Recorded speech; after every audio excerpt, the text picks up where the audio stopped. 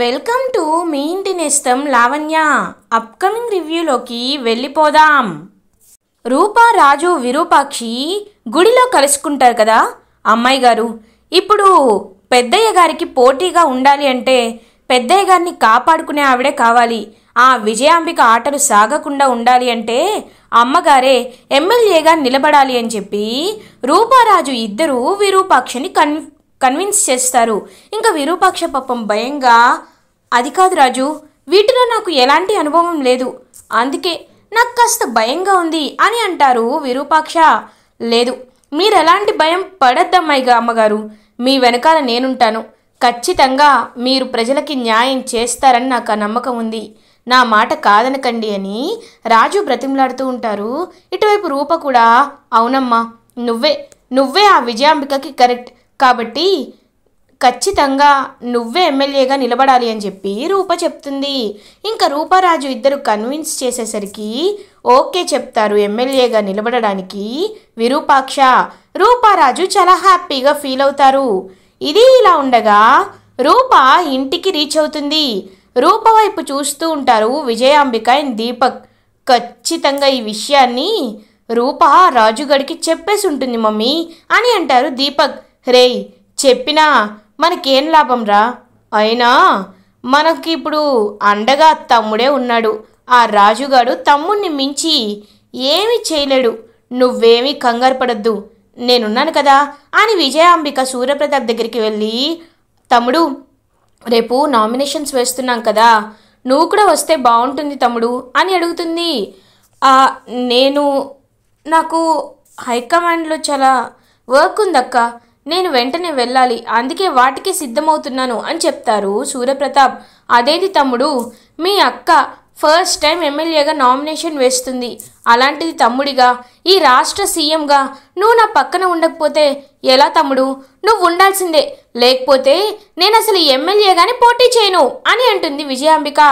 అక్క అలాంటవేంటక్క, సరే నేను రేపు నీతో వస్తాను అని చెప్తారు సూర్యప్రతాప్. ఇంకా ఒక్కసారిగా షాక్ అయిపోతుంది రూపా. ఇది ఇలా ఉండగా మార్నింగ్ అవుతుంది.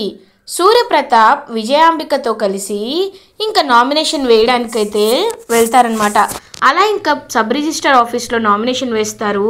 ఇంకా రూప అయితే టెన్షన్ పడుతూ ఉంటుంది. నిన్న అమ్మ ఒప్పుకుంటాను అని చెప్పింది, కానీ అమ్మ ఒప్పుకోలేదు, ఇప్పుడు నిజంగా అమ్మ వస్తుందా రాదా అని చెప్పి ఆలోచిస్తూ ఉంటారనమాట రూప. కరెక్ట్గా అదే టైంకి విరూపాక్షకి జై అని చెప్పి ఇంకా విరూపాక్షని అలా తీసుకువస్తారనమాట. విరూపాక్ష రావడంతో సూర్యప్రతాప్, విజయాంబిక, దీపక్ ఒక్కసారిగా షాక్ అయిపోతారు. కానీ రూపారాజు మాత్రం చాలా అంటే చాలా హ్యాపీగా ఫీల్ అవుతారు. ఇంకా అలా విరూపాక్ష కూడా విజయాంబికకి పోటీగా ఎమ్మెల్యేగా నామినేషన్ వేస్తారు. అదంతా చూస్తూ సూర్యప్రతాప్ అక్కడి నుండి వెళ్ళిపోతారు. సూర్య అని పిలుస్తుంది విరూపాక్ష. ఇంకా చాలా కోపంగా విరూపాక్ష వైపు చూస్తూ ఉంటాడనమాట సూర్యప్రతాప్. చూడు సూర్య, నేను ఎందుకు నీ నియోజకవర్గానికి పోటీ చేశానో తెలుసా? ఎందుకంటే నువ్వు ఎన్నుకున్న మనుషులు కరెక్ట్ కాదు సూర్య, ఆ విషయాన్ని నువ్వు అతి త్వరలోనే తెలుసుకుంటావు, అది తెలిసేలా నేనే చేస్తాను. ఆ విషయం నీకు తెలిసినప్పుడు ఎవరు మంచివారో ఎవరు చెడ్డవారో అప్పుడు నీకే అర్థమవుతుంది, ఆ రోజు నువ్వు ఎంతో పశ్చాత్తాపపడతావు అని అంటారు విరూపాక్ష. అక్క, ఇలాంటి మాటలు చెప్పి నాకు ఇంకా కోపం తెప్పించద్దని చెప్పక్క అని అక్కడి నుండి వెళ్ళిపోతాడనమాట విరూపాక్ష. ఎంతైనా సరే ఈ సూర్యకి సాక్ష్యాలు ఉంటేనే నమ్ముతారు, సాక్ష్యాల్ని ఎలా అయినా క్రియేట్ చేయాలి అని ఆలోచిస్తూ ఉంటారు విరూపాక్ష. అమ్మగారు, సక్సెస్ఫుల్గా నామినేషన్ వేసేశారు, ఇప్పుడు ప్రచారానికి వెళ్ళాలి అని అంటారు. ఇప్పటి నుండే ప్రచారమా అని అడుగుతుంది విరూపాక్ష. అవునమ్మగారు, ఎవరు కనబడితే వాళ్ళకి మొత్తం అంతా ఈ నియోజకవర్గం అంతా తిప్పొద్దాం రండి అని చెప్పి ఇంకా అలా విరూపాక్షని అన్ని ప్లేసెస్కి తీసుకువెళ్తూ ఉంటారనమాట రాజు. ఇంకా విరూపాక్ష బస్లో అండ్ రోడ్ బయట ఇంటింటికి తిరిగి నాకు ఓటు వేయండి అని చెప్పి ప్రచారానికైతే వస్తూ ఉంటారు. ఇటువైపు కరెక్ట్గా సూర్యప్రతాప్, విజయాంబిక ఫ్యామిలీ కూడా ఇంకా అలా ప్రచారానికైతే వస్తారు. ఇదంతా దూరం నుండి జీవన్ గమనిస్తూ ఉంటాడు. జీవన్ లేదు, ఈ విజయాంబిక గారిని అస్సలు నమ్మకూడదు.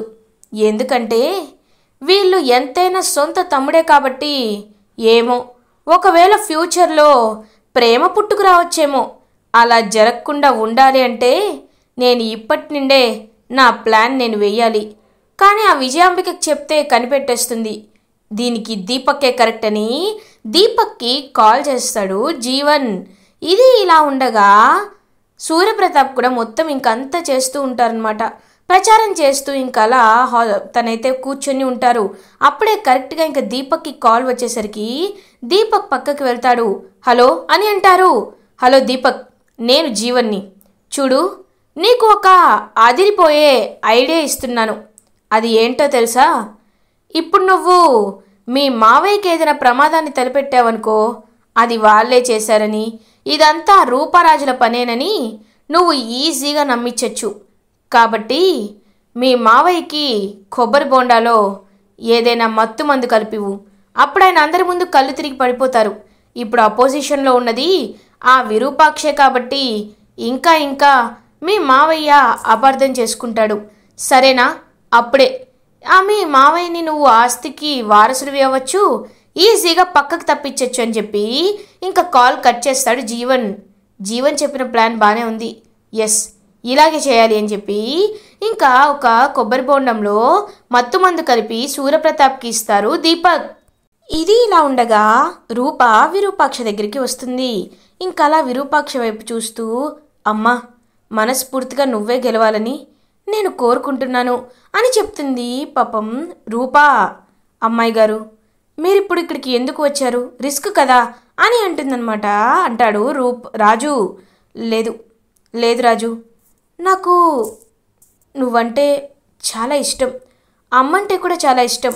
అమ్మ నాన్నలు కలవాలని నేను కోరుకోని రోజంటూ లేదు. అందుకే అమ్మ దగ్గరికి వచ్చి అమ్మని ఇలా ఎమ్మెల్యే అవ్వడం చూస్తూ ఉంటే నాకు చాలా సంతోషంగా ఉందని రూప చాలా హ్యాపీగా చెప్తుంది. అప్పుడే కరెక్ట్గా విజయాంబిక ఇదంతా దూరం నుండి గమనిస్తూ సూర్యప్రతాప్ దగ్గరికి వస్తుంది. చూసావా తమ్ముడు, రూప మన వైపు కాకుండా వాళ్ళ అమ్మ వైపు ప్రచారం చేస్తుంది.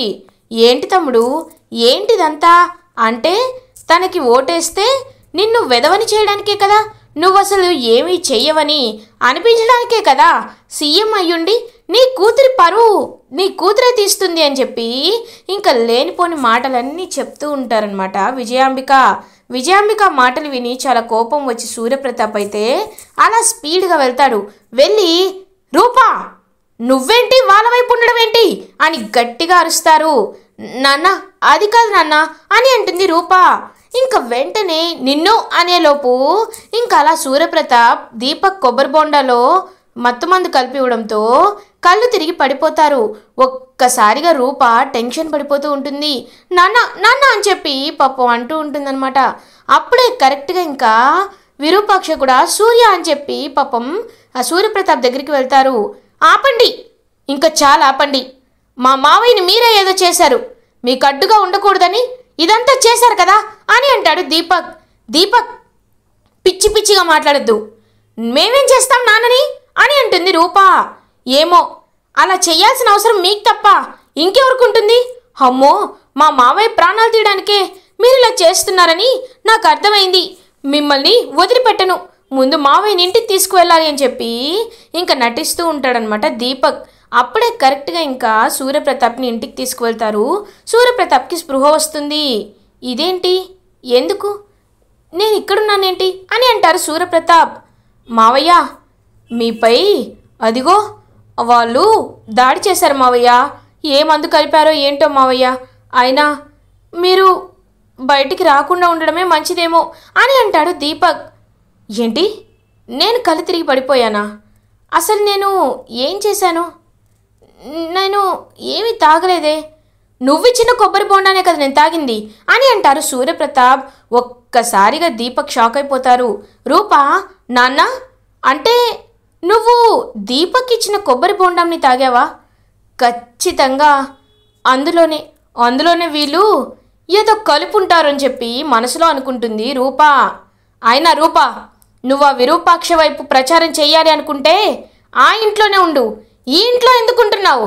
చూడు, రాజకీయ పరంగా అపోజిషన్ వాళ్ళు ఎప్పుడెప్పుడు మనపై బురద జల్లుదామా అని కాచు కూర్చుంటూ ఉంటారు.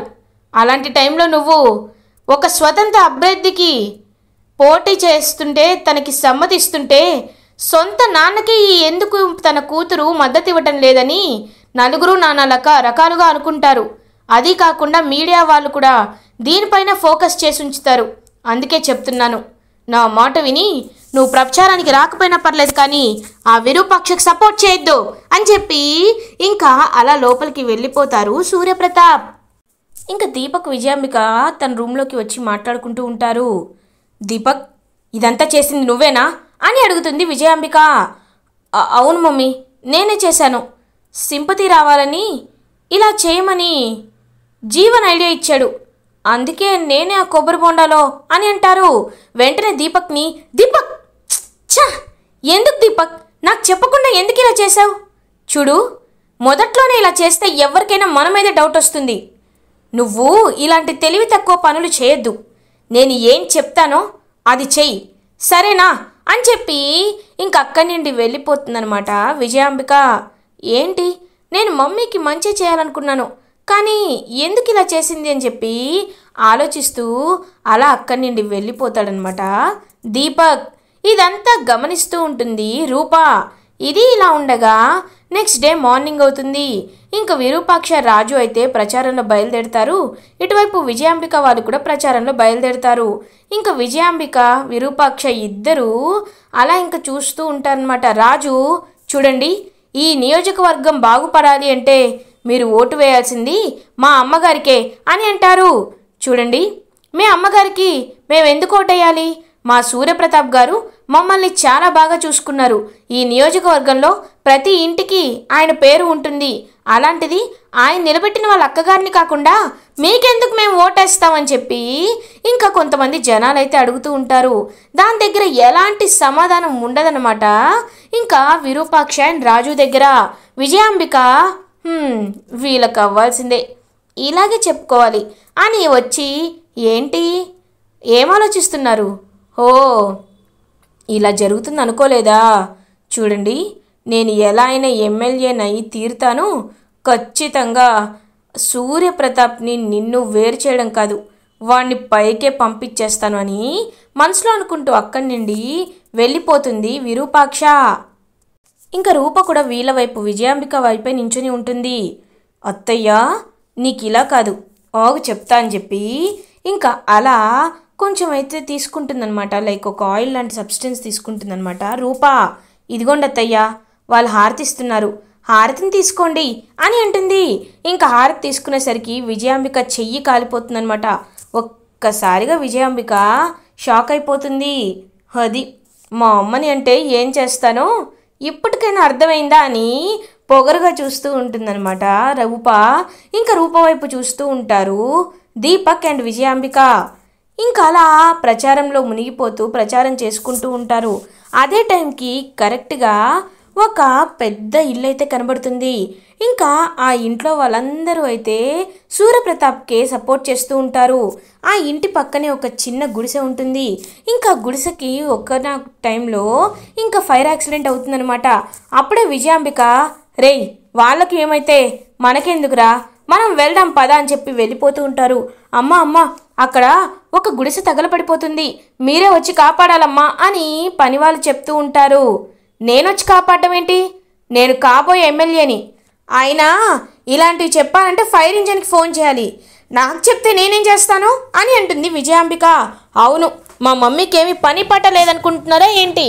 మా మమ్మీ ఇంకా చాలా వీధులు ప్రచారం చేయాలి, మర్యాదగా పక్కకు తప్పుకో అని చెప్పి వాడిని తోసేసి ఇంకా అలా దీపక్ అండ్ విజయాంబిక అయితే ఊరేగింపుతో వెళ్ళిపోతూ ఉంటారు. ఇంకా రాజు వాళ్ళు కరెక్ట్గా అందరూ అరుచుకుంటూ వచ్చేసరికి రాజు, రూప, విరూపాక్ష పాపం అదంతా చూస్తూ ఉంటారనమాట. ఇంకా గుడిసె తగలబడ్డం చూసి విరూపాక్ష, రాజు ఇద్దరూ లోపలికి వెళ్తారు. లోపలికి వెళ్ళి ఇంకా అలా వెంటనే అక్కడ ఉన్న వాళ్ళని అయితే కాపాడతారనమాట. కాపాడి ఇంకలా బయటికి తీసుకొస్తూ ఉంటారు. తీసుకువచ్చి ఇంకలా ఆ పేదవాళ్ళని కాపాడతారు. అదంతా చూస్తున్న దీపక్, విజయాంబిక ఏముందిలే అని చెప్పి పొగరుగా చూస్తూ ఉంటారు.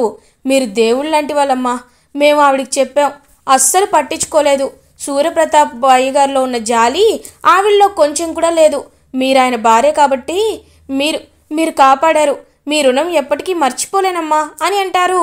చూడండి, అయినా మీరు ఈ గుడిసెలో ఉండడం ఏంటి? నాకేమీ అర్థం కావట్లేదు. ఎప్పుడూ ఉన్నవాళ్ళే ఉన్నవాళ్ళవుతూ పేదవాళ్ళు ఇంకా ఇంకా పేదవాళ్ళు అవుతూనే ఉండాలా? మీరు నన్ను గెలిపిస్తే ఖచ్చితంగా మీ అందరికీ ఇల్లు కట్టి ఇస్తాను. ఈ నియోజకవర్గాన్ని చాలా బాగా చూసుకుంటాను అని చెప్పి ఇంకా విరూపాక్ష చెప్తారు. చూసారా, అమ్మగారు ఎప్పుడూ మీ గురించే ఆలోచిస్తున్నారు.